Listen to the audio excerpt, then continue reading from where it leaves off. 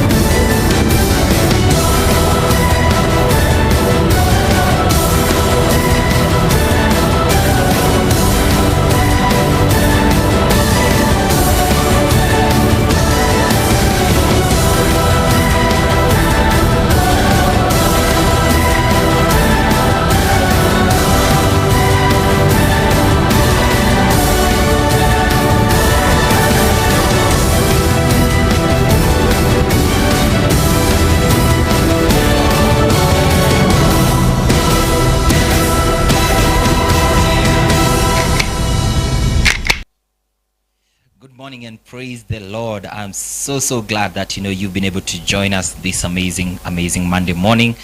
Every Monday it's our Wellness Monday right here on Zoe Breakfast on Zoe TV, and indeed this is the space for you to be equipped on matters wellness. So we are so grateful that you've been able to join us this amazing morning. My name is Ian, always here to remind you are not here by accident. Indeed, today we are looking forward to have an amazing conversation, an amazing show today as we just equip ourselves on matters wellness. And indeed today we are talking about nutritional care in the antenatal phase. So if you're a pregnant mother, a pregnant woman, if you know someone who is expectant, indeed this is the conversation for you, and it's gonna be lively. We have a guest in studio, and indeed it's gonna be an enlightening conversation this amazing Monday morning. I don't know where you are joining us from, but it's gonna be great to hear from you. So remember, you can keep engaging with us even as we continue with this conversation. The numbers are right down below on your screen.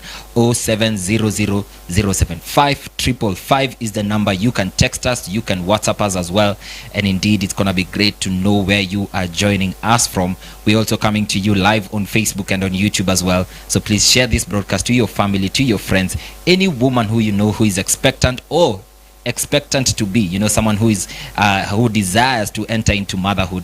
This is the conversation for you. So please take this link, post it on all your WhatsApp updates, all your groups, because indeed we want to be enlightened on matters and antenatal care. And indeed we are looking forward to be having an amazing conversation. So remember, tell us where you are joining us from, and it's gonna be great to hear from you.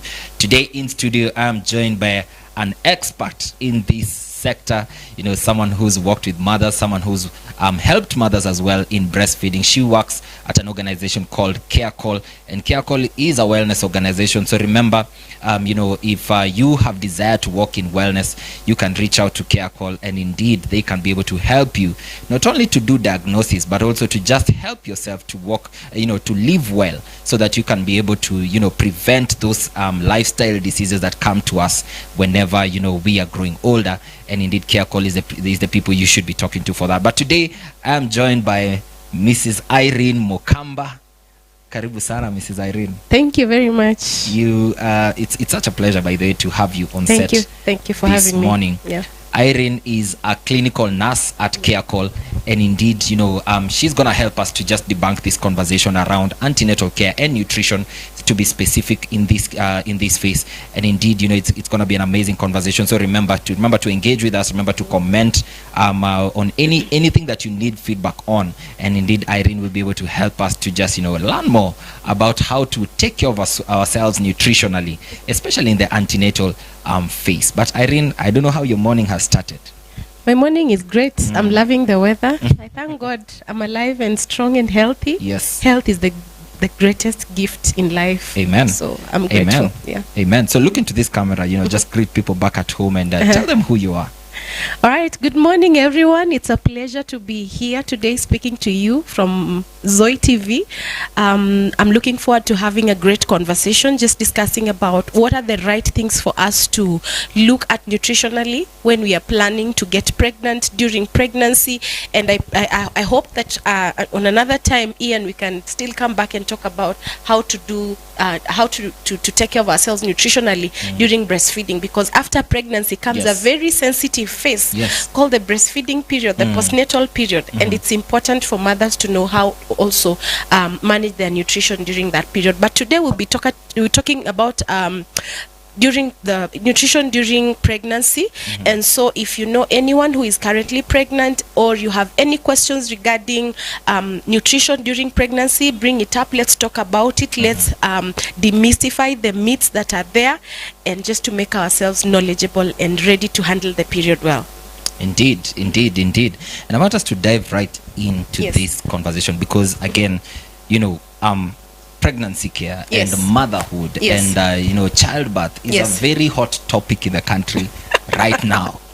Yes, it is. Yes, because you understand, even with the government, it's such a hot topic right now. I was watching the news recently, and even the issue with teachers, the issue with the social health authority, and whatever is happening there. Yes. So it's really a timely conversation to have. Yes. And I'm hoping from this conversation we'll be able to get ways in which, even when we are back at home, without even any professional support, we can be able to understand how to be able to take care of ourselves nutritionally during the antenatal phase. Yes. But I just want you to paint a picture of why is it important to really take keen note of what you're putting in your body during the pregnancy phase. This is very important. You see, once a woman discovers that she's pregnant, she's no longer living for herself only. She's now living for herself and the baby that is growing in her. And so there are many things to factor in. Every woman desires to have a healthy baby. And so you need to look at, what do I need to do, or what is within my power nutritionally to contribute to me getting a healthy baby.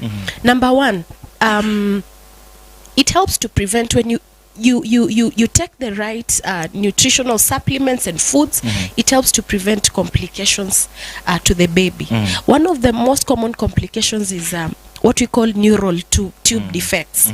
And this happens when the baby is deprived of certain supplements during pregnancy, and especially in the first trimester. You find that the baby now develops neural tube defects like the spina bifida. It's not very common, but it happens sometimes, and it's there are those sad situations that you find mothers with such babies. Survival rates are low, and for those that survive, again, there are those things that parents want to keep away from the society. So you may never even get to see that child. You find that someone delivered and they never want anybody to visit, and the story just ends like that.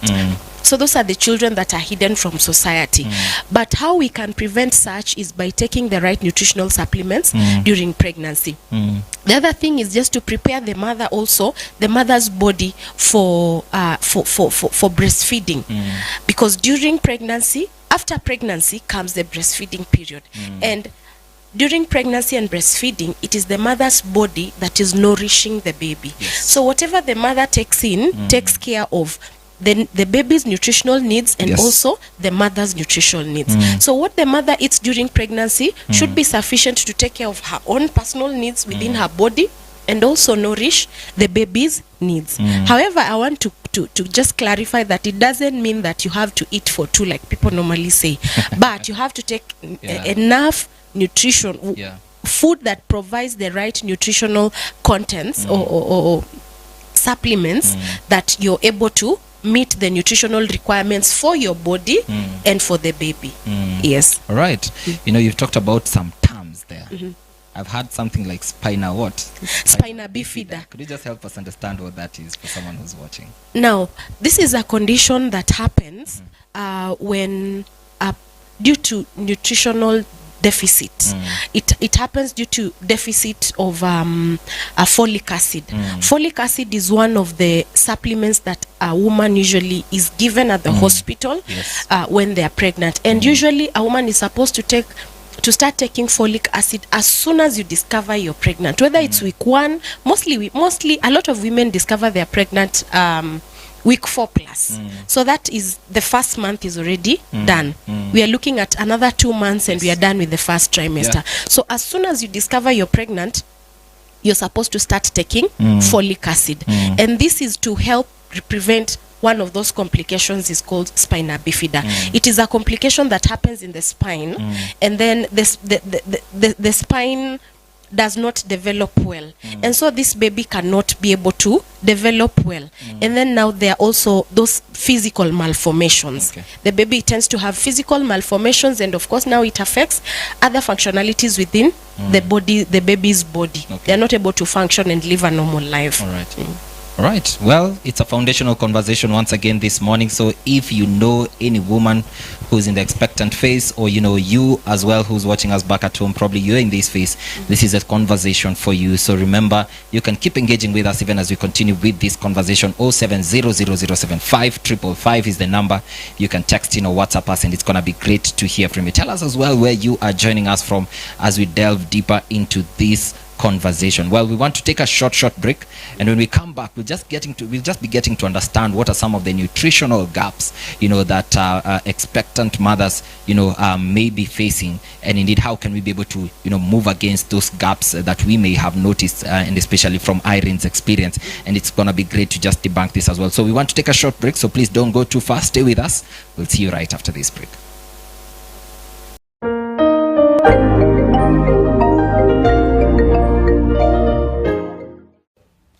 Hi good people, Brenda here.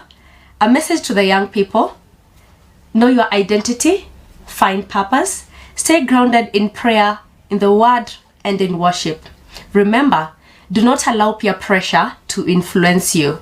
The word of the Lord says in Psalms 46 verse 10, "Be still and know that I am God." Remember, this is Zoe TV, inspiring lives.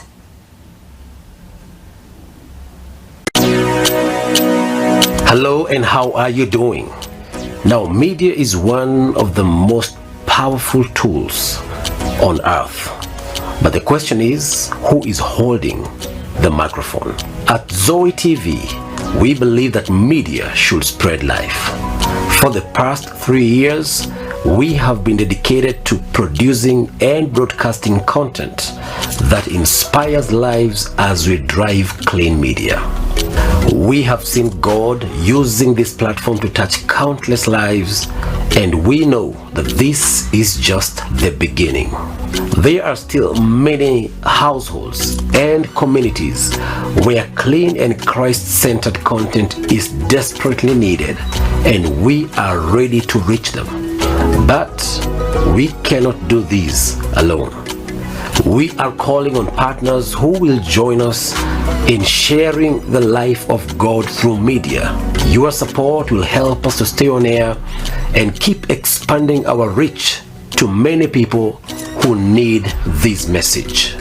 So to partner with us, you can use the details provided below. You can also talk to us for more information. Every gift goes a long way to help us reach more people with the gospel. God bless you as you consider to be a Zoe TV partner. Welcome to the team.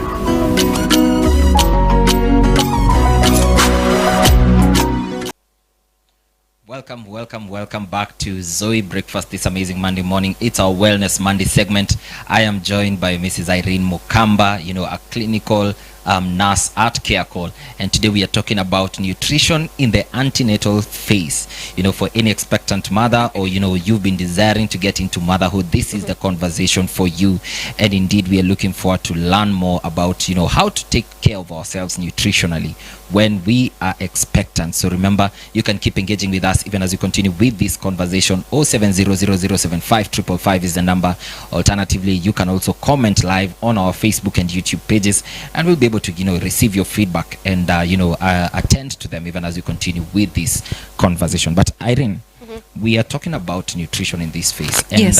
I'm sure in your experience you've faced some gaps, you've seen some gaps, especially when it comes to nutrition for the expectant mothers. What are some of these gaps that we should be aware of, that we can be able to address for our viewers? Okay.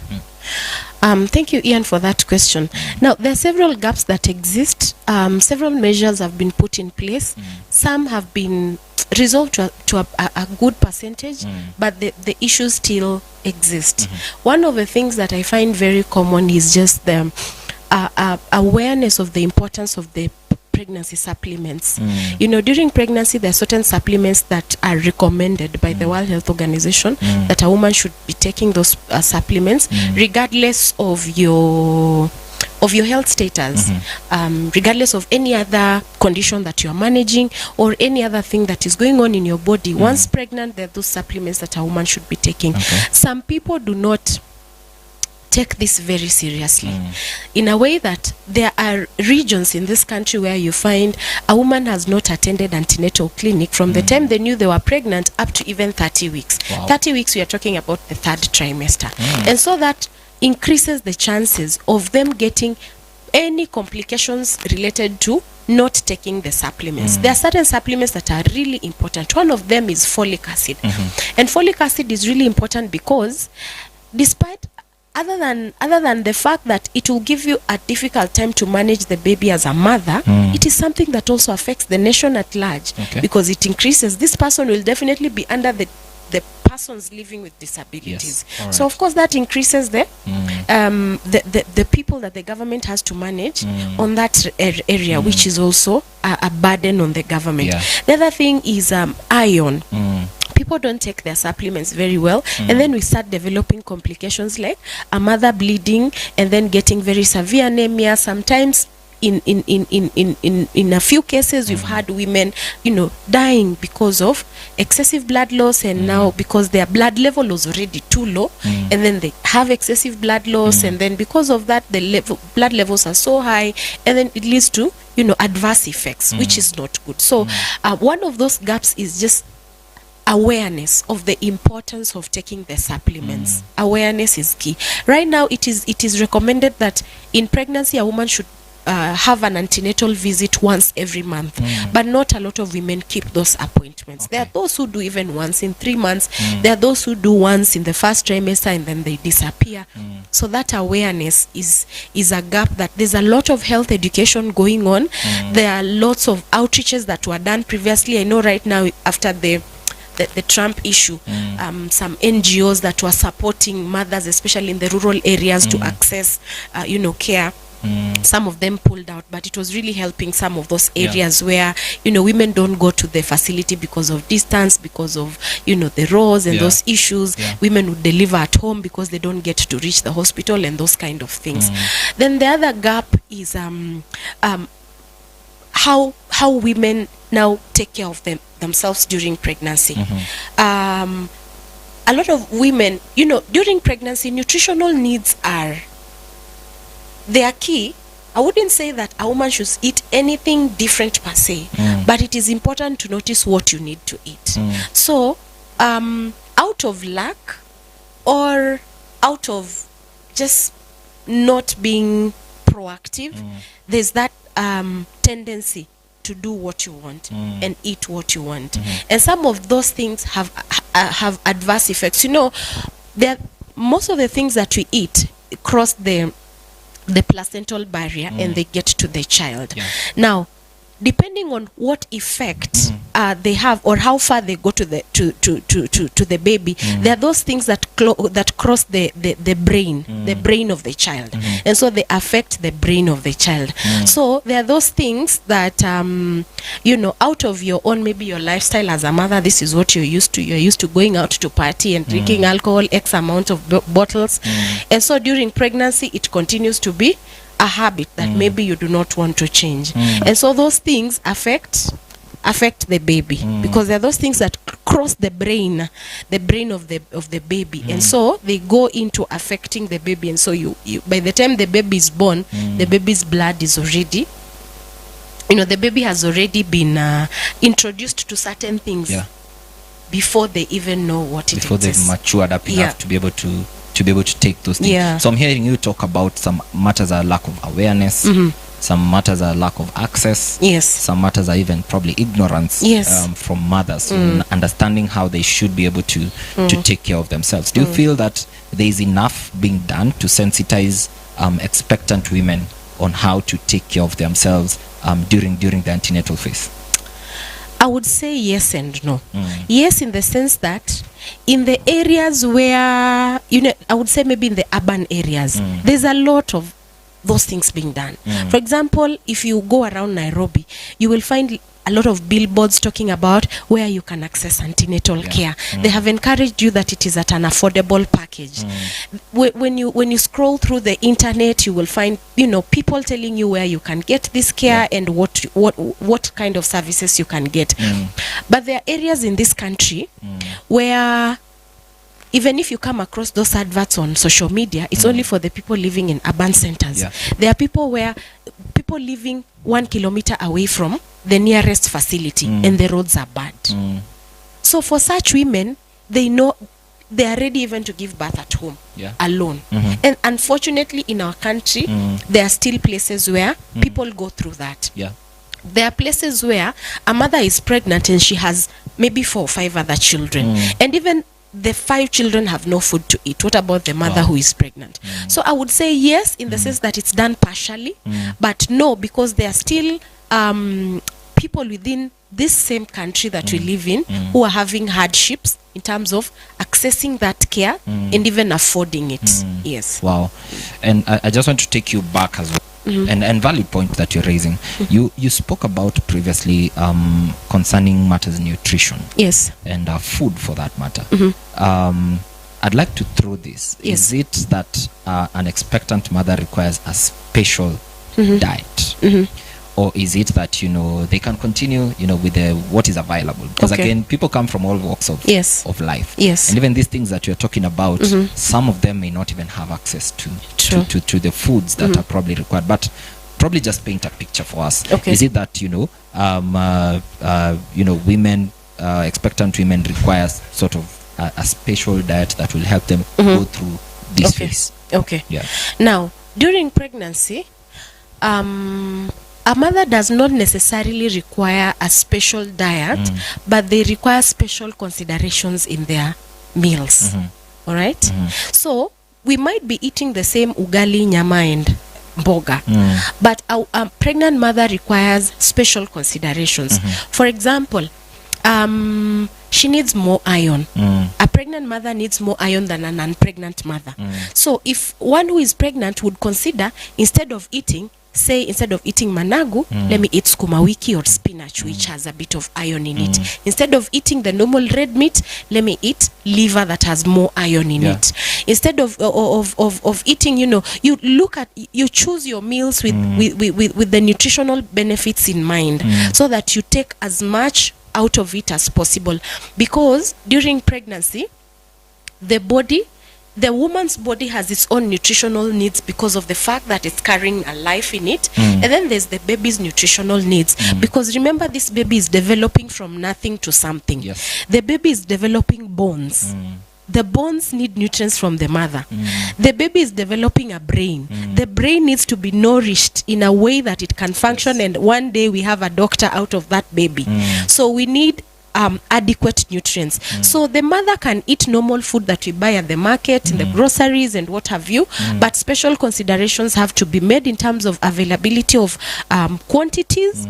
That doesn't have to be too much, but a quantity that is sufficient for the mother's needs, and also the right nutrients within the food groups, so that the mother is not lacking a specific nutrient in the food that she's eating. All right, because now you're talking about very specific things. You've talked about iron, for example. You've talked about nutrients that are required to develop the brain, to develop the body of this you know, this baby who is in the womb. If we talk about the specifics, so what are these sources of iron? What are these sources of, you know, calcium or things of that sort that a pregnant mother should, let me put it in quotes and say, you should not be missing out on these things? All right. So sources of iron include some of the green leafy vegetables like sukuma wiki have some good iron. We have the red meats like liver specifically has some good levels of iron. There are certain traditional vegetables that also provide good levels of iron. And why we are talking about good levels of iron in the body is because iron plays a role in formation of blood. It's a major component in blood formation. And so at this point, we are anticipating that during delivery there will be bleeding. There's no delivery that happens without bleeding. Yes. So because we are anticipating that the mother will lose some blood, we want to make sure that she has enough for herself, for the baby, and also to sustain that expected blood loss during delivery in a way that the baby will still be born and have a normal HB level. HB is the level of blood in the body. Okay. Then the mother will also have a normal HB level, and then the blood loss will also not be significant. Unfortunately, instances where there's excessive blood loss cannot be predicted. Measures are put in place by medical practitioners to make sure that mothers don't get into instances of excessive bleeding, but sometimes they happen. Maybe it started at home, maybe it started on the way, maybe there's something happened, maybe they were in theater. These things happen. And in case they happen, it is important that the mother's hemoglobin level, usually during pregnancy, it is advisable to maintain it at a minimum of 12, level 12, so that by the time you're delivering, the chances of you getting to a very low HB are also low. But if the HB is low, that means the blood, the hemoglobin level in blood is low, then that would mean this mother falls a risk of getting lower blood level because of the blood loss that is anticipated during delivery.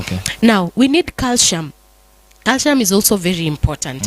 Though calcium, mostly you find that a lot of doctors would advise women to take calcium supplements mostly in the 3rd trimester. And this is the reason.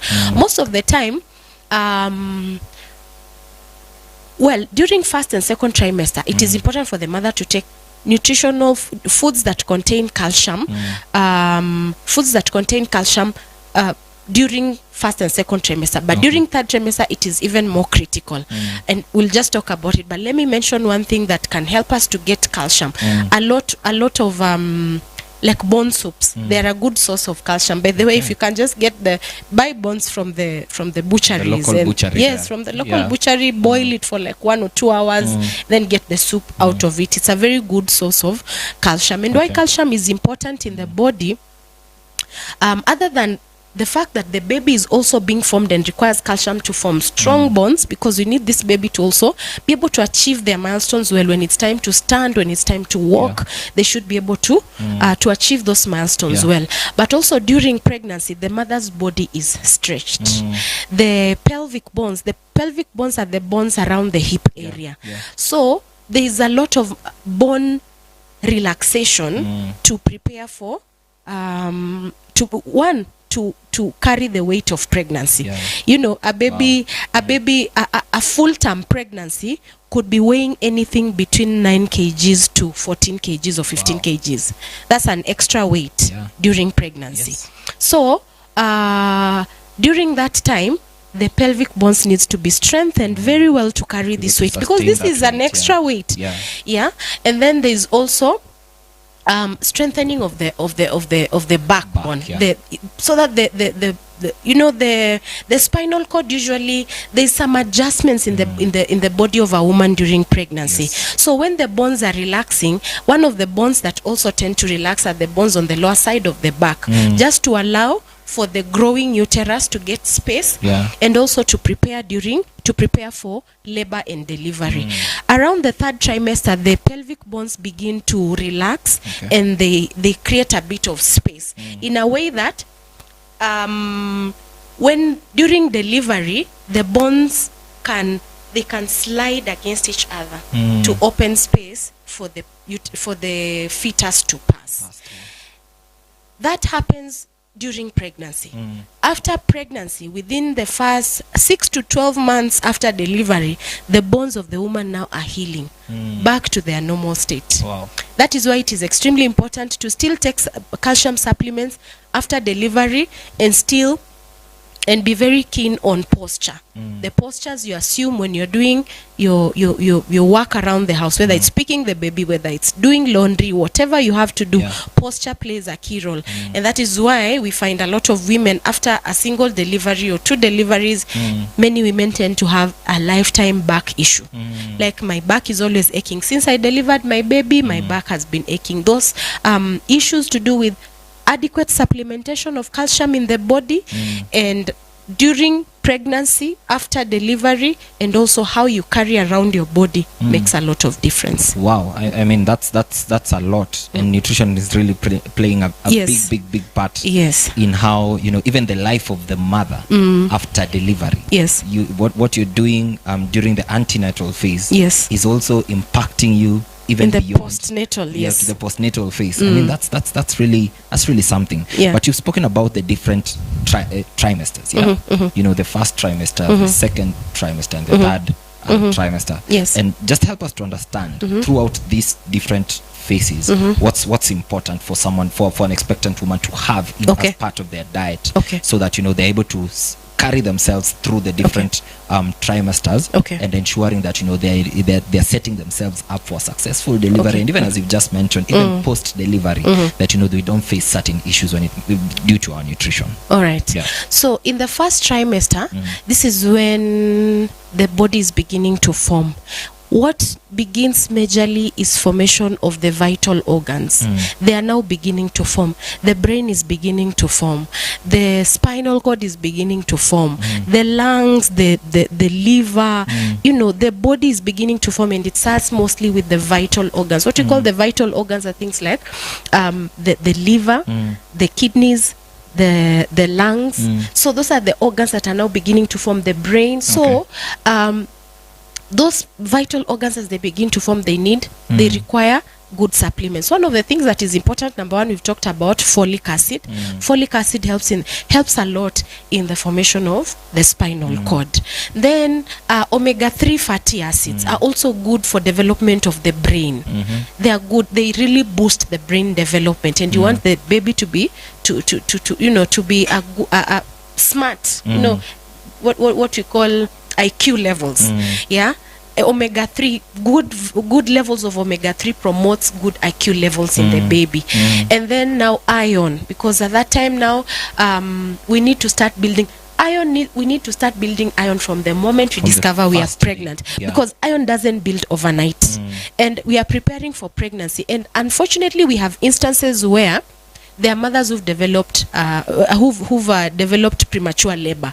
So that means they had to deliver before the time that they're supposed to deliver. So you see, in such instances, if it found you with low levels of blood, it's a disadvantage in its own self. So for iron, we start building it as soon as possible. From the get-go, From the word go. Yeah. And we want to make sure that the baby is getting sufficient iron as well, and the mother is getting sufficient iron, building the blood levels to the required level. Yeah. And now these others, the other supplements that we take normally, like when you're not pregnant, those ones just help to keep the body healthy, strong, to be able to carry through the pregnancy. Because now during pregnancy, the mother's body is working extra. For example, the heart, because of the weight that the mother is carrying, the heart works harder. Needs to pump more. Yes, the heart works harder because of the weight. And you know, as the pregnancy continues to grow, it also presses on some vital organs, like it displaces. I don't know whether you've come across some funny images on social media showing the vital organs complaining when the mother is pregnant. They're being pushed away. So there's that a bit of displacement in the body. But now the thing is, those organs need to function a little harder or more because of the increasing needs. So that means they need to be well nourished. For your heart to function well, calcium ions are also very good, because it keeps the calcium ions are very essential in the pumping of the heart, ability of the heart to pump very well. They are very good. So during that period, those ions, the supplements also help to ensure that the mother's body is functioning well, to ensure that it can bear the growing need as the pregnancy continues. In second trimester,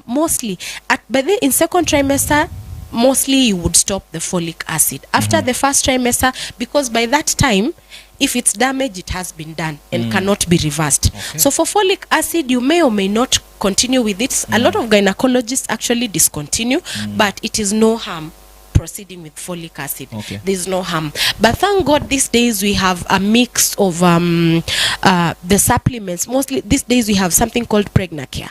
Pregnacare is the old supplements where, you know, previously we used to give mothers folic acid separately, iron supplements separately, calcium ions separately. Like they would all come separately, and then tell the mother, this one you have to take in the morning, this one you have to take in the afternoon, something like that. But these days, thank God for innovation and new discoveries, we have Pregnacare. Now Pregnacare, they have one tablet or one capsule condensed, having all the supplements. So you don't have to take folate on the side. But again, some gynecologists still advise that even if you're taking Pregnacare, take folate on the side. But it depends. For that, I would say every mother needs to discuss with their doctor. It's a case by case. Yes, it's a case by case. Okay. Every mother needs to discuss with their doctor, because also there are certain tests that are done on a woman once they discover they're pregnant, just to understand how is there certain levels of these ions in the body. And so depending on where the woman is, the doctor will also advise. But for most women, Pregnacare just works well, which has a combination of the supplements that are needed. Now for that one, you find that you continue with it throughout pregnancy, even in second trimester. But in second trimester, the most important thing to continue with is iron, and just iron is the most important. Calcium you may or may not, but just make sure that calcium, even if you're not taking supplements, mind it in your diet. Keep it active in your diet, because you sure need it. By the time we're getting to third trimester, we still need iron, and by that time we're really checking our HB levels to make sure that we are as close to 12 as possible, if not slightly above 12. And then now we are looking That is for the baby or for the mother, or for both? At that point, you're checking the mother. Remember, the baby, the only contact with the baby you have is the mother. So as long as you have the mother's levels safe, then you believe that she's able to supplement into what the baby needs. And you know, the strange thing about God when he created us is that the baby tends to get the best from the mother. Yes, even during breastfeeding. Breast milk pulls the best from the mother. Wow. So as a mother, if you don't take care of yourself, your baby God has a way of taking care of the baby. The baby pulls the best from your body. Yes, so during third trimester now, calcium supplementation comes in handy, because that is the time when the bones now start relaxing. And that is the time when you notice now women start experiencing pelvic pains. Pelvic pains are because of the adjustment of the bones. And that's the time when calcium supplementation now comes in very handy. Wow, I mean, that's a lot. I think I'm in class here. Even as a man, I think this is valuable information on how to take care of our wives, you know, when they're in the expectant phase. Because indeed, this is not something that should be left to one person. I think as a husband, you can go and get bones for your wife. And go and make them some soup. And you know, you can get them some skuma wiki there, chonga kidogo, and you can be able to make some greens for your wife. I think this is very valuable information. Well, for you guys watching us back at home, I hope you're enjoying the conversation. We'd like to hear from you as well. You know, with regards to what Irene is sharing with us this morning. Remember, you can keep engaging with us on our numbers. 07000755555 is the number. We'd like to hear from you. What are you getting from this conversation? Do you know an expectant woman who needs to hear what is being shared here this morning? You know, just tag them on the comment section on Facebook, on YouTube as well. And indeed, it's going to be great as we get to learn together. Well, we want to take a short break, and I want to brief you just what's coming up. Right after this, we'll be talking about something that is very, very common. It's something that we've heard about, Irene. We've heard about cravings that come during pregnancy. We've heard about, you know, a woman. I remember during my time, mothers would crave for stones, zile mawe. You remember mawe? Yes. And I remember being sent, for example, myself by my mother to go and get stones or mawe ndo aweze kukula. You know, we've heard also about some craving sweets. There's some interesting cravings that we need to understand and understand, why is this the case? Is it a healthy thing? What do we do when we find ourselves in those situations? Also, probably we can talk about some things that, you know, happen. We've had some women also having their teeth being affected during pregnancy. Probably you can just shed some light, probably something to think about as we get to this break. But we want to take a short break, and when we come back, we'll just get to understand more on nutritional in the antenatal phase. So please don't go too far. Stay with us. We'll see you after this break.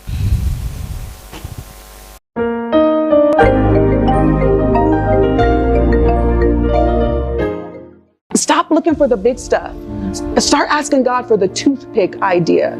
Still to date, toothpicks are one of the number one things, number one bestseller. It's a piece of wood. It's a $1 million industry, but it's a piece of wood.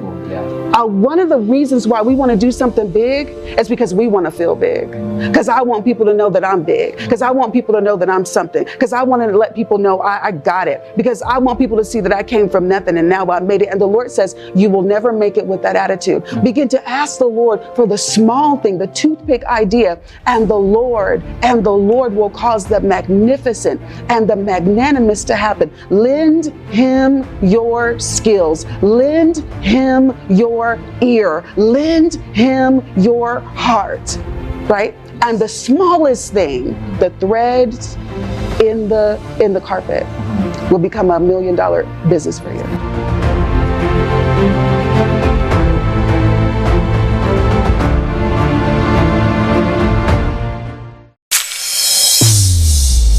My name is Amy Kosgei Madubuko, and you're watching Zoe TV, Inspiring Lives. This is my message for you. Never allow your circumstances, your problems to define who you are. Where you are now is not your destination. There is more to this life. Keep trusting and believing God and keep becoming until you become what He has called you to be. God bless you and stay tuned.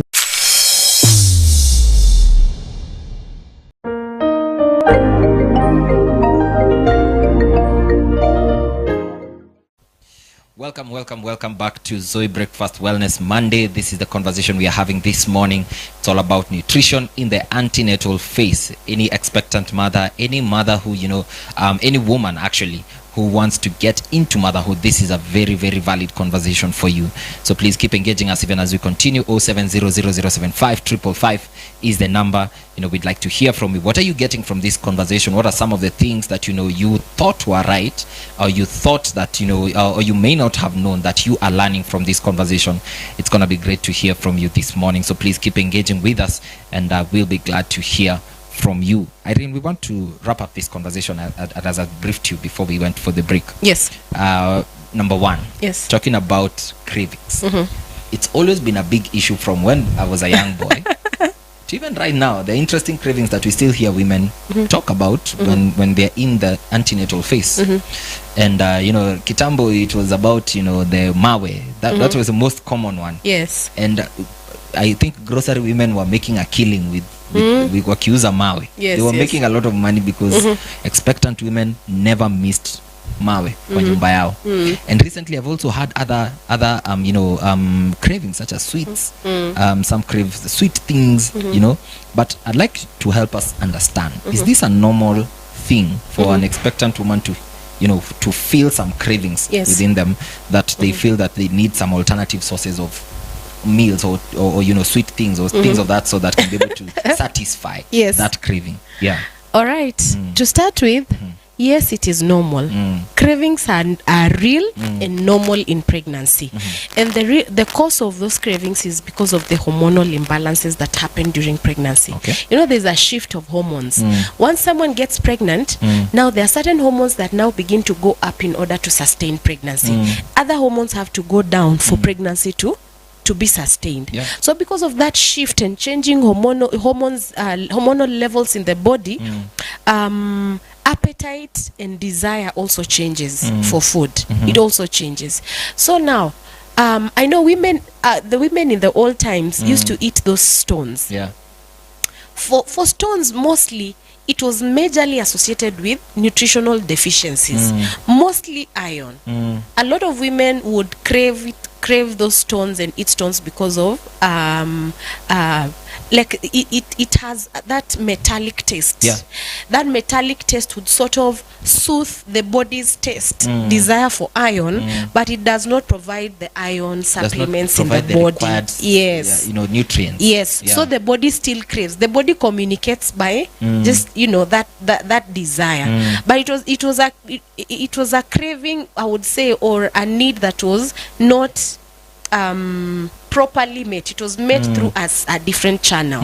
But luckily also a lot of women in the old were also eating a lot of traditional foods, and so they were eating traditional vegetables from the shamba, which would happen that they would also get to benefit over time from those supplements. Okay. But now these other cravings, like someone craving sweets, someone craving, something sweet, someone craving to take whatever it is, they are normal. And I think the only one favor we can do for women when they are pregnant is just allow them to have the craving, because this thing is beyond what they're saying. Yeah. And if you've ever had a craving, you may not really understand this well, but during pregnancy, the craving does not leave you. And unfortunately, women also experience changes in food preferences. And so when someone has a craving, they may not be maybe eating well what they used to eat even before they got pregnant, or they may be having challenges with their appetite, and so they're not getting much options to eat. So when they crave something, well, I would always say let them have it. Let them have it, unless it's harmful. Unless it's harmful, let them have it. So you would find people craving or having sweets, certain types of foods, someone preferring to eat XYZ, let them just have it. They're normal, they're caused by hormonal imbalances, and those cravings, they end as soon as the pregnancy ends. Yes, they end, unless she developed any liking, but now after pregnancy, that's more of a liking and not a craving. It's not a craving anymore. Yes, those cravings, so again, may happen around the time when a woman is experiencing her periods. So it is also the time when there's a lot of hormonal imbalance during that time. The changes in hormone levels also shift things in the body of a woman. Wow, that's interesting. And we've also heard about, and probably as we just talk about some myths as well. Yes. I've also heard about some women losing their teeth during the pregnancy phase, or during the antenatal phase. Is it true, first of all, that this is an occurrence that a woman should expect when they're in the antenatal phase? And also, what causes it? Is it a nutritional issue that you're talking about that causes this this teeth falling off, or some the toothaches or something of that sort? Okay. Now, one, dental issues occur even during pregnancy, and they are managed differently depending on the stage of the pregnancy. Teeth falling off is an adverse effect of maybe a nutritional deficiency. That is quite adverse. It is not expected and it is not normal. By the time a woman gets to losing teeth because of nutritional deficiencies, that's quite adverse. So it is better and advise that these nutritional needs are addressed well in advance. But now losing teeth is not normal, and if a woman loses teeth for whatever reason, even if it's during pregnancy, they need to seek the services of a dentist to just understand what other causes or what are the issues that could be causing the loss of teeth. The strength of the teeth, nutritional deficits like calcium especially can affect the teeth sometimes. And during pregnancy, one may experience maybe looseness, the looseness of the teeth, but it should not be expected. For dental issues, I would advise any woman having dental issues to visit a dentist and have them addressed, because that would be an adverse occurrence for them to start losing teeth because of pregnancy.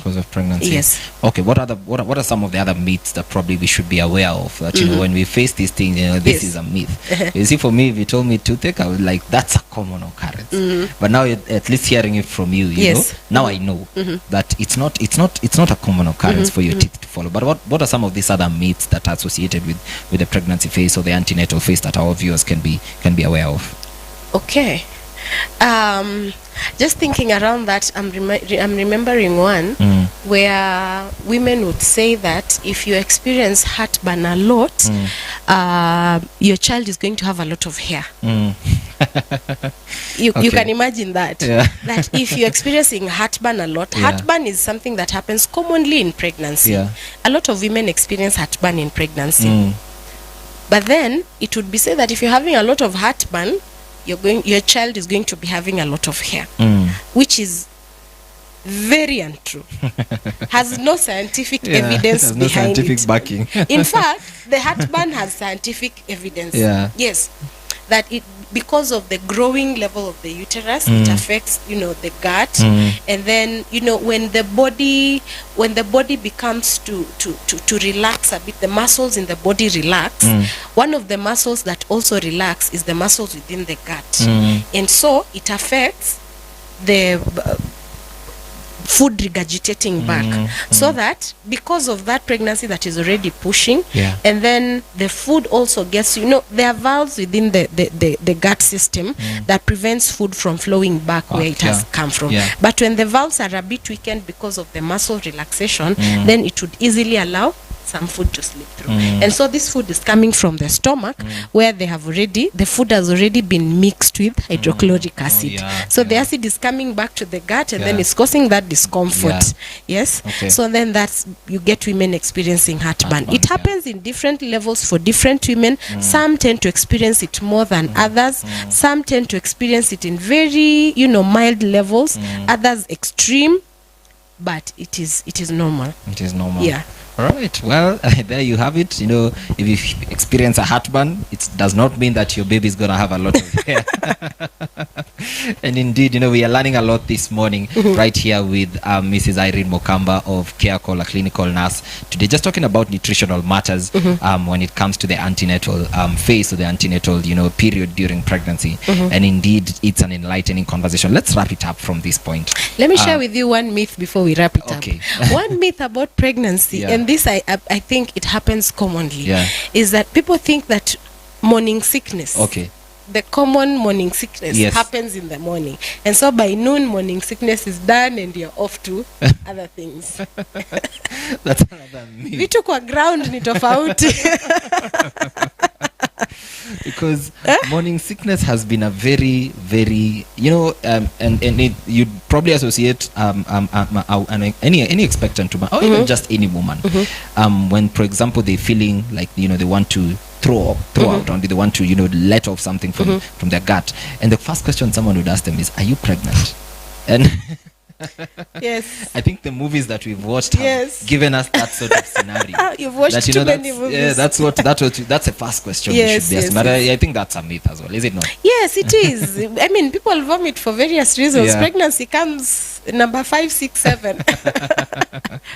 But indeed, such an enlightening conversation we've had this morning. Well, I don't know what you're getting from this conversation for you who's watching us back at home, but I'm learning a lot, and I'm realizing that the antenatal phase of a woman is not something that she should be carrying alone. Even for the husbands, for the men out there, we also need to support our women, that we can be able to get that bone soup, get that skuma wiki, get that kilogram of liver maini, so that you can be able to help our our wives, or the women in our lives during the antenatal phase. And indeed, you're going to be doing them a great deal. And indeed, even as you do so, may God help you, may God sustain you throughout that antenatal phase. And indeed, we trust that, you will be able to deliver successfully in the name of Jesus Christ. Amen. But I don't know whether you have any parting shots, Irene, for any woman who's watching us back at home, probably an expectant woman. Do you have any parting shots probably in this camera? All right. So for every pregnant woman, I would like to encourage you that every pregnancy has its own challenges. Your first pregnancy may not be the same as your second pregnancy or the third pregnancy. So just take it easy, one day at a time. Manage each challenge as it comes. If you face anything that is not usual, don't wait to see it a second time before you address it. If you notice something unusual, go straight to, just get the right help. Speak to a doctor, talk to the right person who will help you, and just get the right help. Don't sleep on a problem, and don't assume.